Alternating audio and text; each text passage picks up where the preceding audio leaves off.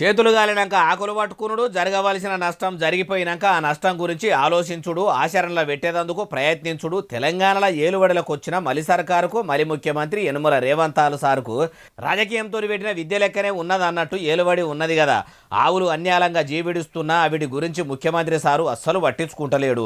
యములాడ కాడ అన్ని కోడెలు జీవిడిచే, కొన్ని దగ్గరలో గోవులకు రక్షణ లేకుండానే పోతున్నదనే ముచ్చట గడికి గడికి మీడియాల, సోషల్ మీడియాల వచ్చే వరకల్లా బుద్ధునికి బోధి చెట్టు కింద జ్ఞానోదయం అయినట్టు సీఎం సార్కు అవిటి సాహు వార్తలు ఇన్నాక సోయికి వచ్చిందో ఏమో కానీ మొత్తానికి అధికారులను పిలుచుకొని ఇట్లా మీటింగ్ ఏర్పాటు చేసి ఇక మీరు ఏం చేస్తారో నాకు తెలియదు, మళ్ళా ఏ గుడికాడ కూడా ఏ ఒక్క కోడె గుంటుకు కొట్టిందన్న ముచ్చట నాకు వినబడొద్దు, ఏ గోవు చచ్చిపోయిందని గోసగా మాట్లాడుకోవద్దు, ఏ లేక బాగలేక జీవిడిచిందని నాకు తెలియదు, గోశాలలోనే ఏమన్నా ఏర్పాట్లు మంచిగా లేవా, అసలు ఆవులు అనులుంటే ఆ వాతావరణం కూడా వడకుంటే అట్లా కూడా చచ్చిపోతున్నాయా అనే ముచ్చట్ల మీద మంచిగా ఎంక్వైరీ చేయండి. అవసరమైతే కొత్త గోశాలలు కట్టించి వీటికి ఎసొంటి సౌలతులు చేస్తారో చేయండి. ఎంత పైకమైనా వెనకకు పోకుండ్రి.